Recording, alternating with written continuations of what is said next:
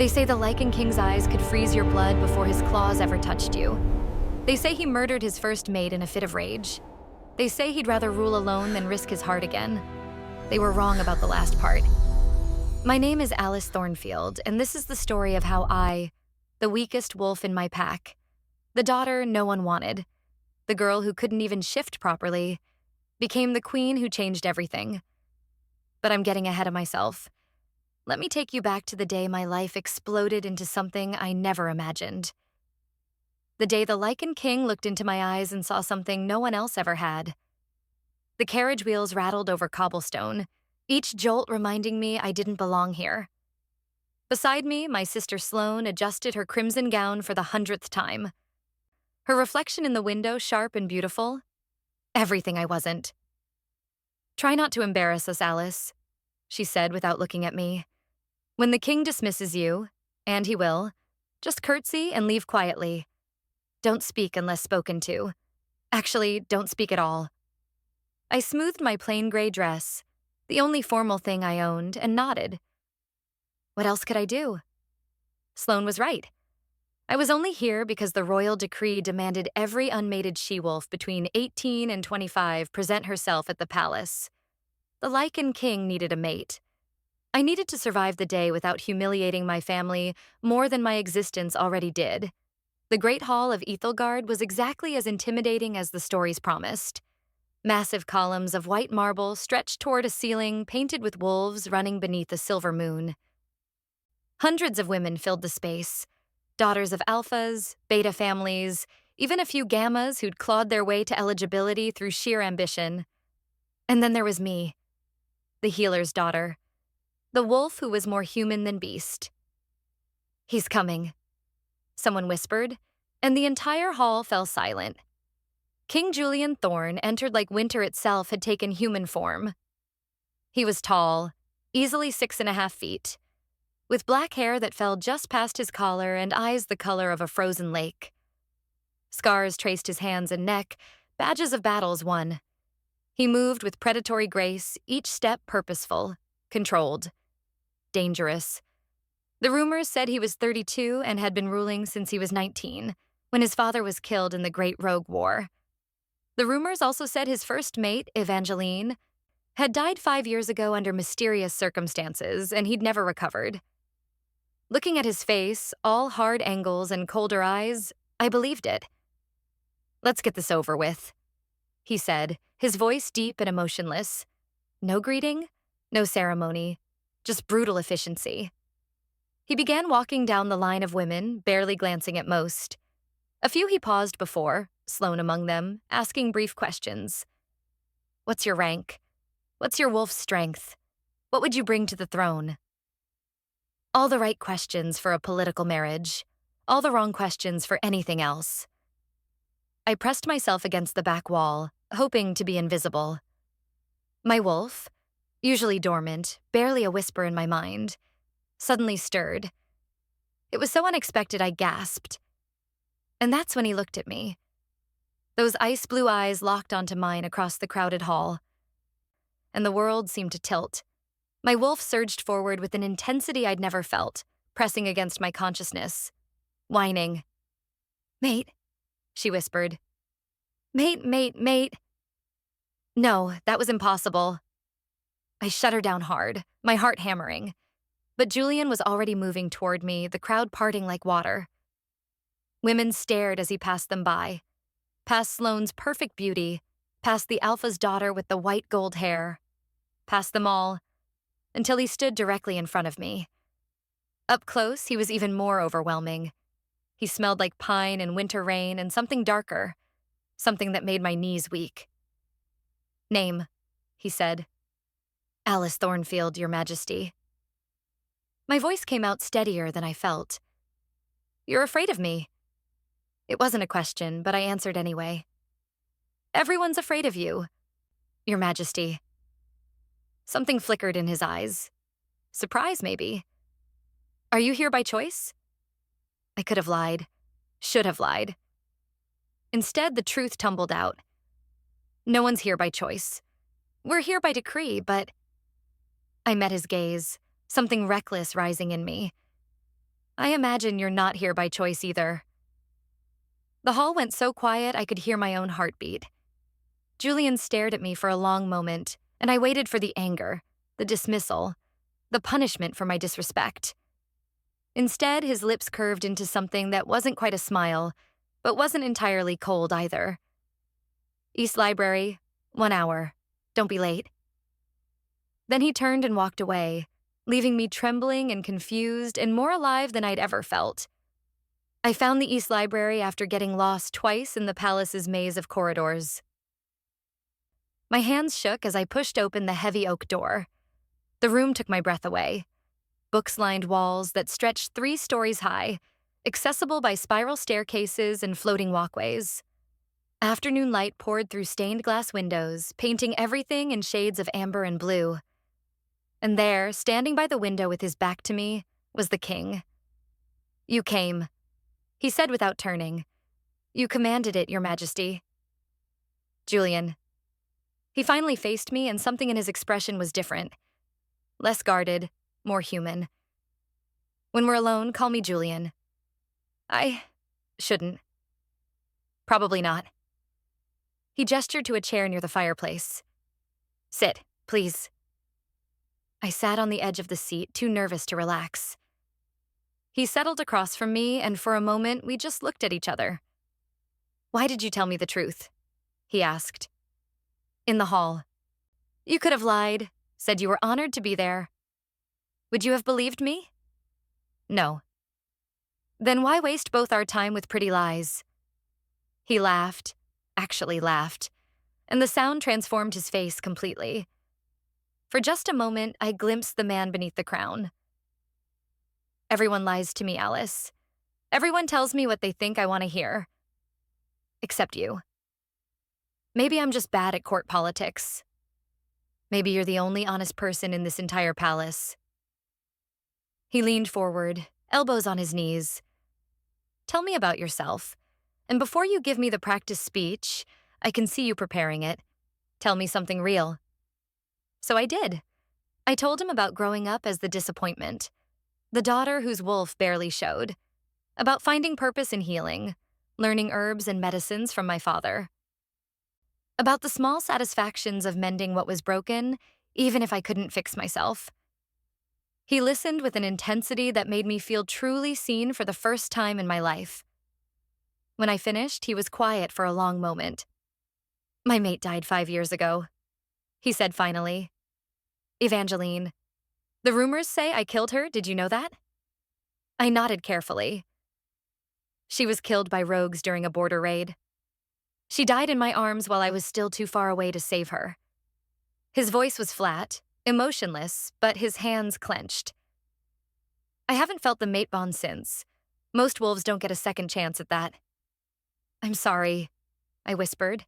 "Everyone's sorry. No one understands." He met my eyes again. "Until maybe now. I don't understand losing a mate." "No, but you understand being broken in ways no one else sees." The truth of it hit me like a physical blow. He did see me. Really see me. "Why did you summon me here?" I asked. "Surely there were better candidates." "Better according to whom?" "The council wants me to choose based on political advantage. My beta wants someone who'll produce strong heirs. Everyone has an opinion about what I need." He stood and moved to the window, his silhouette dark against the fading light. "No one has asked what I want." "What do you want?" He turned, and the look in his eyes made my breath catch. "Someone real." Before we continue with Alice and Julian's story, if you're enjoying this tale of unexpected love and transformation, please hit that like button and subscribe to the channel. Trust me, you won't want to miss what happens next when Alice moves into the palace and faces the royal council. And let me tell you, the drama is just beginning. Now, back to our story. 3 days later, I moved into the palace. Not as the chosen queen. Julian made that clear. "Stay," he'd said. "Get to know the court. Let them get to know you. Then decide if this is a world you can survive in." They gave me a suite in the East Wing, far from the king's chambers, but infinitely grander than anywhere I'd ever lived. My sister sent a single note. Don't embarrass us more than you already have. I was hanging my few dresses in a wardrobe big enough to live in when someone knocked. Come in, I called. A woman entered, tall, dark-haired, visibly pregnant, and smiling warmly. You must be Alice. I'm Mira, Beta Kale's mate. I thought you might want some company before the wolves start circling. I liked her immediately. Over tea, Mira explained the palace hierarchy with refreshing bluntness. The council hates you, she said cheerfully. They think Julian's lost his mind choosing someone with no political connections and a weak wolf. He hasn't chosen me. Not really. Oh, honey, he chose you the moment he walked past everyone else in that hall. She poured more tea. The question is whether you'll survive long enough for him to admit it. That's comforting. I don't do comfort. I do truth. She grinned. Want to know the real truth? Julian hasn't smiled in 5 years. He smiled twice yesterday. Both times he was coming from meetings with you. My cheeks heated. We're just talking. Keep telling yourself that. Mira became my guide through the treacherous waters of court life. She taught me which courtiers to avoid, which servants were loyal to Julian versus the council, and how to navigate dinners where every conversation was a potential trap. But mostly, she became my friend, the first real friend I'd ever had. Why are you being so kind to me? I asked her one evening. Because I was you once, she said simply. A nobody who fell in love with someone powerful. Everyone said I wasn't good enough for Kale. They said I'd fail, that I'd drag him down. She placed a hand on her swollen belly. Now look at me, about to birth the beta's first child, and I've never been happier. But you're strong. Your wolf is... Strength isn't just about claws and teeth, Alice. Julian knows that.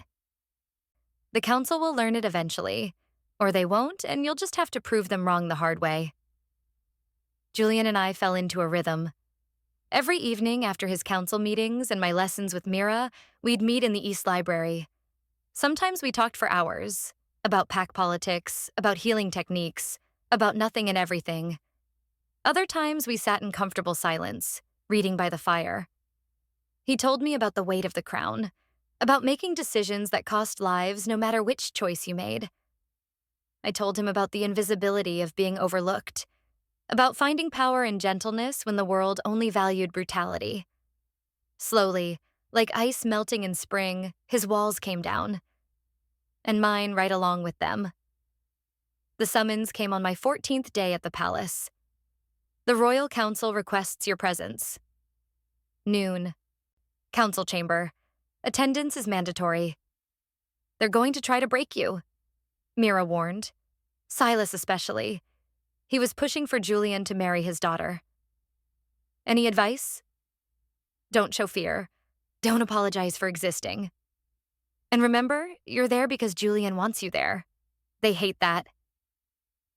The council chamber was circular, with a domed ceiling and 12 thrones arranged in a semicircle. 11 were filled with alphas from across the kingdom. Powerful men and women who'd ruled their territories for decades. The 12th throne, the largest at the center, sat empty. Julian's throne. He wouldn't be attending this ambush. I stood in the center of the circle as 12 pairs of eyes assessed me like prey. Alice Thornfield. Councilman Silas spoke first, a grizzled alpha with silver hair and cold gray eyes. Daughter of a pack healer. Weak wolf. No political connections. No alpha bloodline. Tell me, child, what possibly qualifies you to stand beside our king? I wasn't aware I was applying for a position, Councilman. Don't play coy. Julian has kept you here for 2 weeks. He's refused every other candidate. Clearly, he's considering you for queen despite your obvious inadequacies. I took a breath, channeling every lesson Mira had taught me. What qualifications would you prefer, Councilman? Shall I list my battle victories? Oh wait, I haven't fought in wars. I've healed the warriors who have. Shall I discuss my wolf's strength? My wolf may not be dominant, but she's never backed down from what's right. Or perhaps you'd like to hear about my political connections? I have none, which means I come to the throne without the burden of favors owed or alliances that might compromise the king's judgment. Silence. Then Councilwoman Vera, a sharp-faced alpha from the Northern Territories, leaned forward. Pretty words, but words don't defend a kingdom. What happens when rogues attack? When rival packs challenge our borders? Will you heal them to death? I will do what I've always done, Councilwoman. I'll mend what's broken and make our kingdom stronger from the inside out. You ask what I bring to the throne? I met each of their eyes in turn. I bring something this kingdom has been lacking for 5 years. I bring the possibility of a king who smiles again, of a ruler who remembers that strength without compassion is just brutality with a crown. You dare, Silas began. I dare to be honest, I interrupted. Which is apparently rare enough in this palace to be considered revolutionary. Councilman Marcus, younger than the others with kind eyes, actually smiled. She has spirit, I'll give her that. Spirit isn't enough, Silas snapped. Julian is blinded by nothing. The voice came from the doorway. Julian stood there, still in his training gear, eyes blazing with barely controlled fury. Your Majesty, Silas rose quickly. You were simply overstepping your authority. Julian moved into the chamber with predatory grace. I don't recall asking for the council's approval of my personal choices. The Queen is not a personal choice, Vera said carefully. She affects the entire kingdom. Then the kingdom should be grateful I'm considering someone with actual merit instead of political convenience. He moved to stand beside me. Not in front of me, beside me. Alice has more courage in her smallest finger than most wolves have in their entire bodies. I've watched her face ridicule with grace, learn a new world with humility, and speak truth when lies would be easier. He looked at each council member. If you question my judgment, question it to my face, not by ambushing her when I'm not present. We meant no disrespect, Marcus said quickly, and yet you showed it anyway. Julian's hand found mine, the first time he'd touched me in public. The contact sent electricity up my arm. This meeting is over. Alice has nothing to prove to you. She's already proven everything to me. He led me out of the chamber, his hand still gripping mine. Julian didn't release my hand until we were deep in the palace gardens, hidden from view by flowering hedges.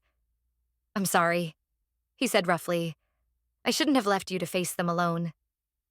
You couldn't have known they'd summon me. I should have anticipated it. Silas has been pushing back on everything I do lately.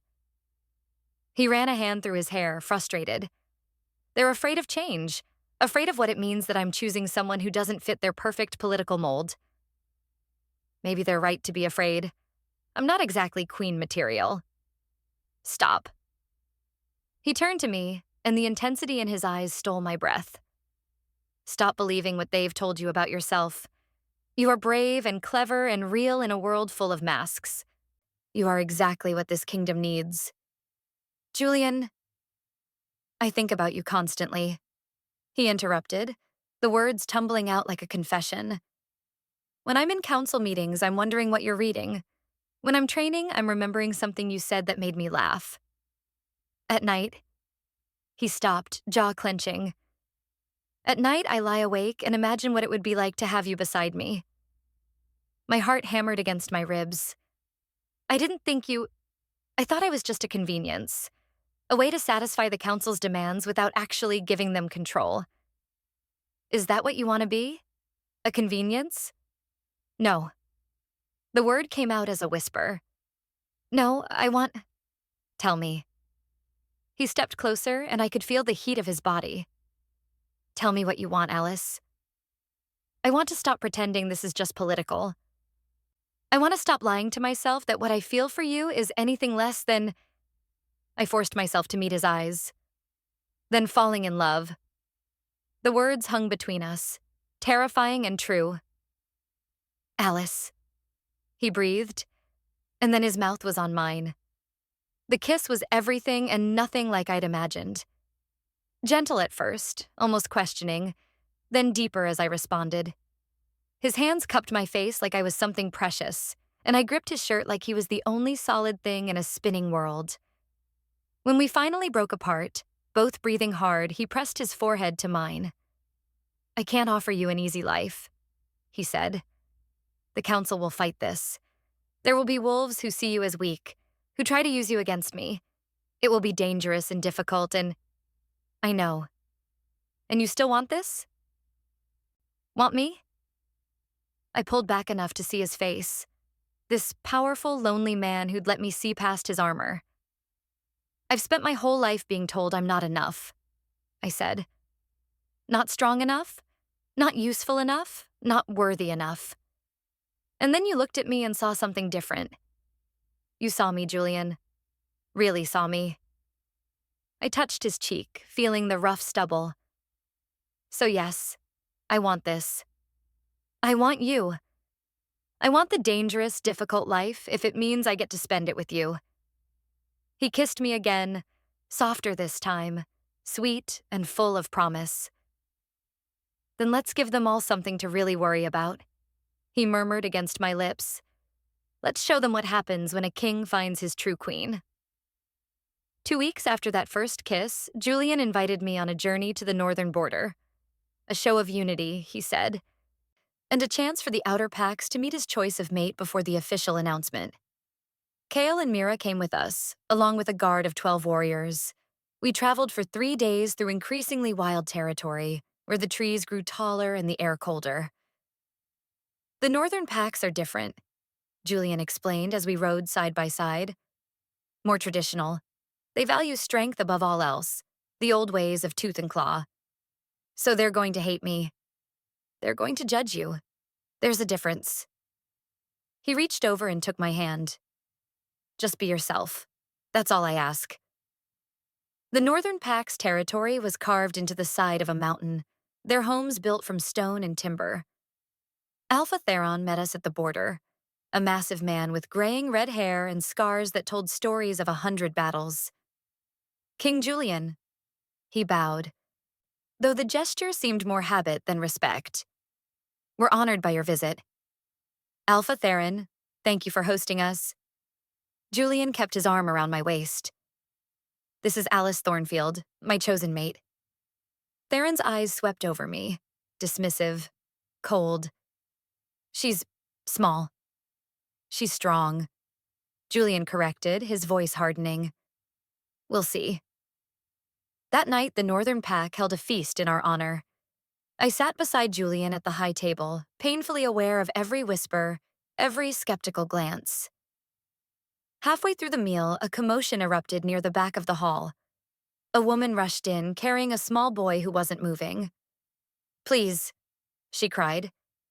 "My son, he was playing near the river. The ice broke. He's not breathing." The pack healer hurried forward, but I was already moving. I'd seen drowning victims before. Every second mattered. "Let me help," I said, kneeling beside the boy. The healer, an elderly woman named Greta, looked at me skeptically. "You know healing?" "My father taught me, please. Let me try." She stepped back, and I focused on the child. He was blue-lipped and cold, no pulse that I could find. I tilted his head back, cleared his airway, and began compressions, counting the rhythm my father had drilled into me. 1, 2, 3, 4. "Come on, little one. Come back. 15, 16, 17.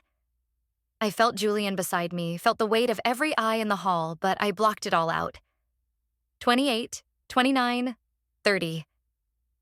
I gave 2 rescue breaths and resumed compressions. "It's too late," someone murmured. "He's gone." "No." I pressed harder, channeling every bit of desperate will I had. "No, he's not. Come on."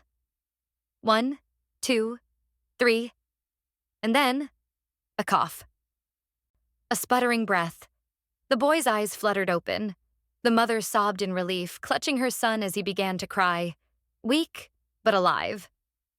Greta stared at me with new respect, and even Alpha Theron looked impressed. I sat back on my heels, exhausted and shaking. Julian pulled me up gently, his arm supporting me. "Well done. he murmured. Just doing what I was trained to do. You saved a life, Greta said firmly, with skill and determination. That takes strength, true strength. Later, as the feast resumed with a different energy, warmer, more accepting, Theron approached our table. I judged too quickly, he admitted gruffly. Strength comes in many forms. Your mate has proven hers, King Julian. Julian squeezed my hand. I never doubted it. That night, lying in the guest quarters with Julian's arms around me for the first time, I finally felt like maybe, just maybe, I could do this. You were magnificent today, he whispered into my hair. I was terrified. Bravery isn't the absence of fear. It's acting despite it. He kissed my temple. You're going to be an incredible queen, Alice. You really believe that? I know it. We're halfway through Alice and Julian's incredible journey. If you're as invested in their love story as I am, please take a moment to like this video and subscribe to the channel. Hit that notification bell so you don't miss future stories. Because trust me, what's coming next will leave you breathless. The rogue attack is about to happen. The mate bond is about to snap into place, and everything is about to change. Let's continue. We returned to the capital with new confidence. The Northern Pack's acceptance had been unexpected but welcome, and Julian seemed lighter, more hopeful. The council meets tomorrow, he said as we walked through the palace gardens the night before. I'm going to formally announce my intention to make you queen. My stomach flipped. Are you sure? Maybe we should wait. I've waited 5 years to feel alive again, Alice. I'm not waiting anymore. He pulled me close and I melted into his embrace. Besides, I have a secret weapon. What's that? You. He kissed my nose. They'll see what I see. Eventually. I wanted to believe him. The council meeting started normally enough. Julian stood before the assembled alphas, radiating authority. I've called you here to make an announcement, he began. After careful consideration, I've chosen... The window exploded inward. Everything happened at once. Glass shattered across the marble floor. Warriors poured in from the hallways. And rogues, at least a dozen of them, swarmed into the council chamber like a dark tide. Protect the king, Kyle roared, shifting mid-leap. Julian shifted too, his massive black wolf form dominating the space. He tore into the rogues with brutal efficiency, all control and lethal precision. I pressed myself against the wall, trying to stay out of the way. I had no fighting skills, no way to help except... A rogue broke through the line of defenders, heading straight for Councilwoman Vera. Without thinking, I grabbed a fallen sword, heavy and awkward in my hands, and swung it with all my strength. The blade connected with the rogue's shoulder. Not a killing blow, but enough to divert his attention to me. His yellow eyes locked onto mine, and he lunged. Then Julian was there, massive and furious, ripping the rogue away from me. The fight became a blur of claws and teeth and blood. It ended as quickly as it began. The rogues who weren't dead fled back through the windows, and the defenders gave chase. I was searching for Julian in the chaos when I heard Kale's anguished cry. Julian! He was on the ground, shifted back to human form, blood pooling beneath him. A deep gash ran from shoulder to hip, the kind of wound that could kill an alpha in minutes. No. I scrambled to his side, my hands already moving to assess the damage. No, no, no. His eyes found mine, unfocused with pain. Alice, don't you dare, I said fiercely. Don't you dare die on me, you stubborn bastard. The wound was bad, catastrophically bad. Arterial bleeding, internal damage, possible punctured lung. My hands shook as I pressed them to the wound, trying to stem the blood flow. Around me, voices shouted for the healers, but I knew they wouldn't arrive in time. Julian was dying, and something inside me, some buried, dormant power, suddenly roared to life. My wolf surged forward with overwhelming force, not to shift, but to heal. Energy poured from my hands into Julian's body, hot and bright and desperate. Alice, what are you? Kale started. Quiet, I snapped. I need to concentrate. I could feel Julian's wounds now, could sense the torn tissue and severed vessels like they were part of my own body. My power, a healing gift I'd never fully accessed, knitted him back together from the inside out. But it wasn't just physical healing. As I worked, something else happened. A bond snapped into place between us. Not the gentle, gradual connection we'd been building, but something primal and overwhelming. The mate bond, the sacred, unbreakable tie that marked true mates among our kind. Julian's eyes flew open, now focused and burning with recognition. Alice, he breathed, and I felt the word echo through the bond. I've got you, I whispered, tears streaming down my face as I continued healing. I've got you. I've got you. I've got you. His hand came up to cover mine, and the combined force of our bond and my healing surged through him. The wound closed before everyone's eyes. Not completely, but enough to stop the bleeding, enough to save his life. I sagged against him, exhausted beyond measure.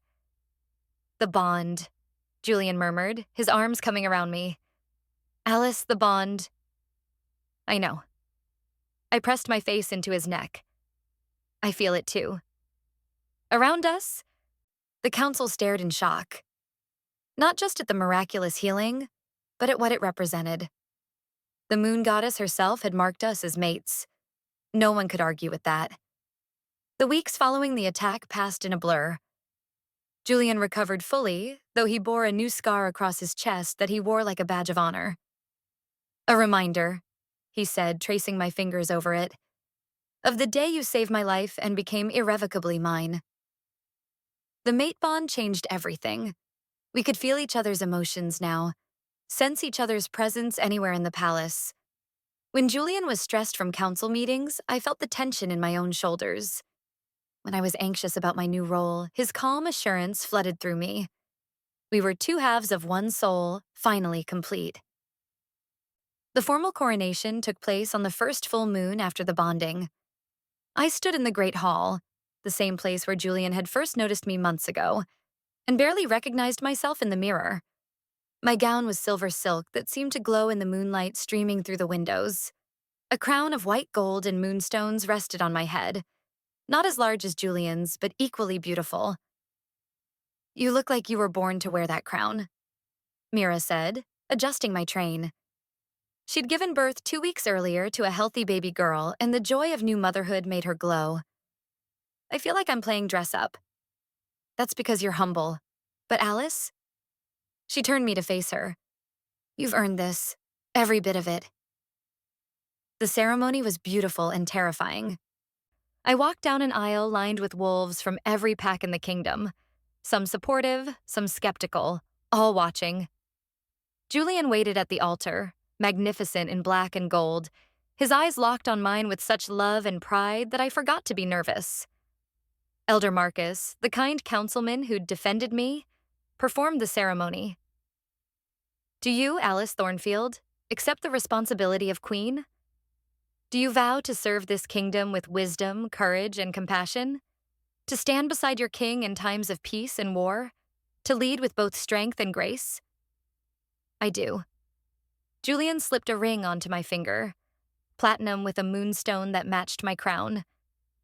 By the power of the mate bond, recognized by the moon goddess herself, and by the authority of this council, I name you Queen Alice Thorne, Luna of all territories, protector of the pack, an equal partner to King Julian.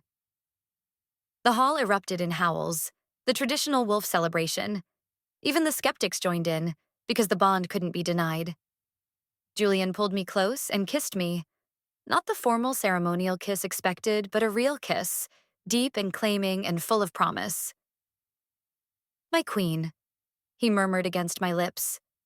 My king, I whispered back. The celebration lasted 3 days, but on the 4th day I got to work.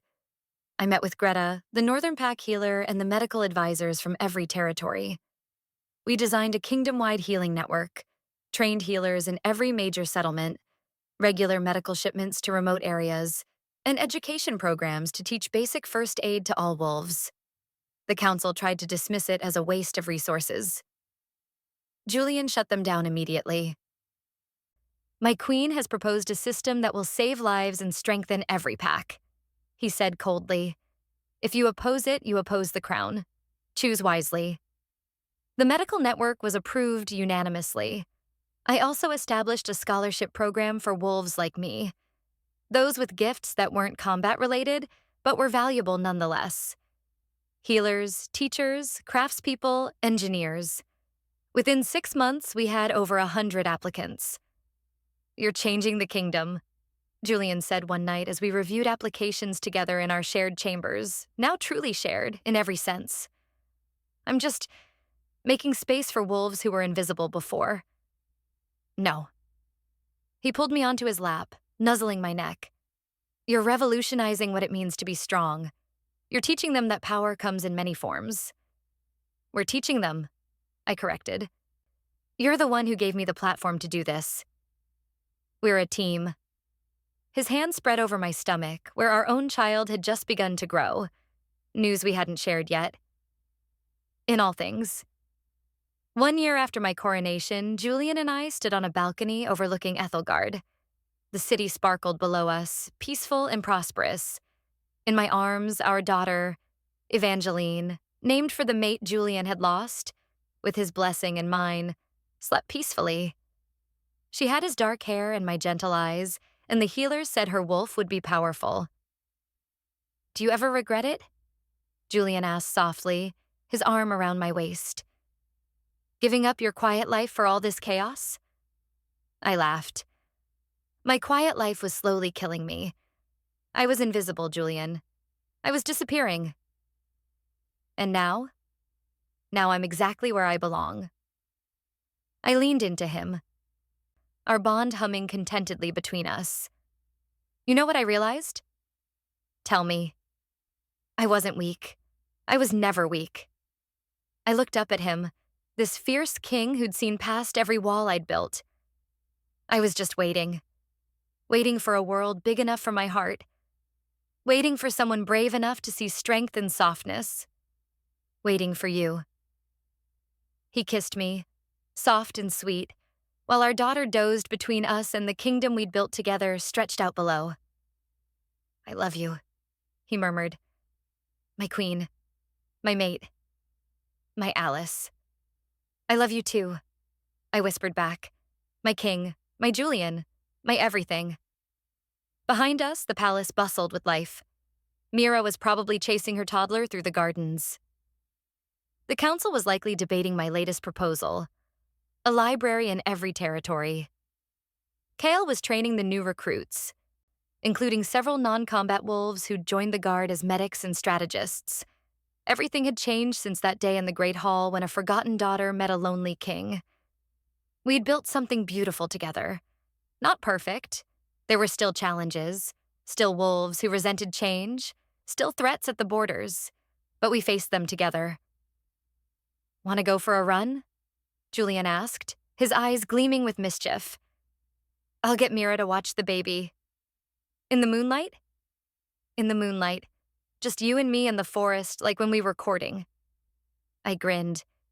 You mean when you were trying to court me and I was convinced you'd come to your senses? I came to my senses the moment I saw you. He traced my cheek. I just had to convince you to stay long enough to see it. 20 minutes later, we were racing through the forest in our wolf forms. His massive black wolf and my smaller silver one, finally as strong as it was always meant to be. The mate bond had awakened something in me, unlocked the power that had always been there. Just waiting. We ran until we reached our favorite clearing, where flowers bloomed even in winter, and the moon seemed close enough to touch.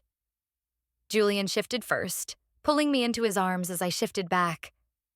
Do you remember the first time I brought you here? He asked. You told me this was where you came when you needed to remember why you fought so hard. It still is. He turned me to face him. Only now you're the reason. You and Evangeline and the kingdom we're building. You're everything I fight for, Alice. I kissed him. pouring everything I felt through the bond. Love and gratitude and joy and fierce determination. We made love under the stars, surrounded by moonflowers and magic, two souls perfectly matched. Later, wrapped in Julian's arms with my head on his chest, I thought about the girl I'd been.